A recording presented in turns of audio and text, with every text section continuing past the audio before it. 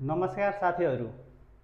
आज म आयोग तयारीको परीक्षामा नेपालको भूगोल शीर्षकबाट सामान्य ज्ञानको रूपमा सोधिन सक्ने चीन र भारतलाई छुने नछुने नेपालको जिल्लाहरूको बारेमा सामान्य रूपमा जानकारी दिनको लागि यहाँ उपस्थित भइसकेको छु।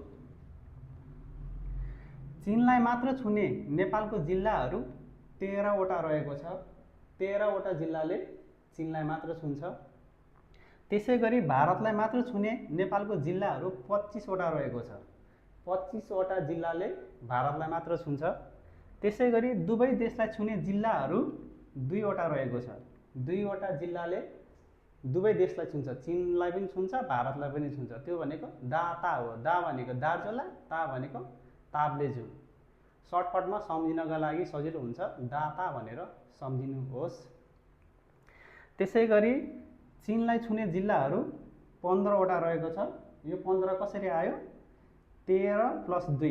13 भनेको चीनलाई मात्र छुने जिल्लाहरू र 2 भनेको दुवै देशलाई छुने जिल्लाहरू, 2 गरेर 15 भयो। चीनलाई छुने जिल्लाहरू 15 वटा। त्यसैगरी भारतलाई छुने जिल्लाहरू 27 वटा रहेको छ, जसमा 25 + 2 छ। 25 भनेको भारतलाई मात्र छुने जिल्लाहरू, 2 भनेको भारत र चीन दुवैले छुने जिल्लाहरू। त्यसैगरी दुवै देशलाई नछुने सीमावर्ती जिल्लाहरू 37 वटा रहेको छ। 37 वटा जिल्लाले चीनलाई पनि छुँदैन र भारतलाई पनि छुँदैन, सीमावर्ती जिल्ला भन्छ यसलाई।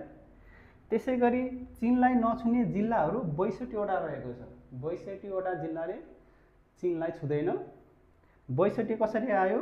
37 + 25। 37 भनेको सीमावर्ती जिल्लाहरू र 25 भनेको भारतलाई मात्र छुने जिल्लाहरू।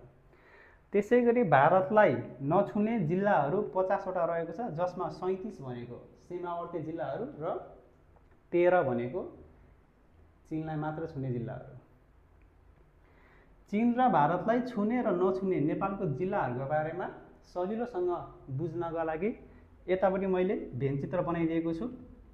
यतापट्टिको भाग चीन हो, यतापट्टिको भाग भारत हो। चीनलाई मात्र छुने जिल्ला यहाँ कति छ? 13 छ। त्यसैगरी चीन र भारत दुवैलाई छुने जिल्ला 2 वटा रहेको छ, दार्चुला र ताप्लेजुङ। त्यसैगरी भारतलाई मात्र छुने जिल्ला कति छ? 25 वटा। 25 वटा रहेको छ भारतलाई मात्र छुने जिल्ला। त्यसैगरी सीमावर्ती जिल्ला कति रहेको छ? 37 वटा। 37 वटा चाहिँ सीमावर्ती जिल्लाहरू रहेको छ। यसले चीनलाई पनि छुँदैन र भारतलाई पनि छुँदैन। अब तपाईँले यो 13 लाई यसरी छोप्नुभयो भने यहाँ यतापट्टि के देखिन्छ? 2 + 25 देखिन्छ। त्यो भनेको भारतलाई छुने जिल्ला। 2 + 25 27। यो 25 लाई यसरी छोप्नुभयो भने 13 + 2 देखिन्छ। यो भनेको चीनलाई छुने जिल्ला 15 वटा। 2 + 13। यसरी नै तपाईँले छोपेर प्र्याक्टिकली गर्नुभयो भने तपाईँलाई सम्झिनका लागि एकदम सजिलो हुन्छ। आजका लागि यति नै। अर्को भिडियोमा कुन प्रदेशले चीन र भारतलाई छुन्छ, कुनले छुँदैन भन्ने बारेमा हामी भिडियो लिएर आउने नै छौँ। तबसम्मका लागि हाम्रो फेसबुक पेज आयोग तयारी अल इन वानलाई फलो गर्न नभुल्नु होला। पेजको नाम आयोग तयारी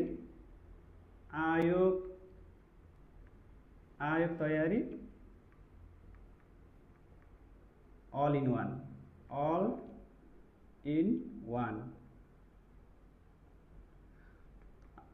अल इन वान स्तर क्यापिटल लेटरमा छ, ONE 1। आयोग तयारी अल इन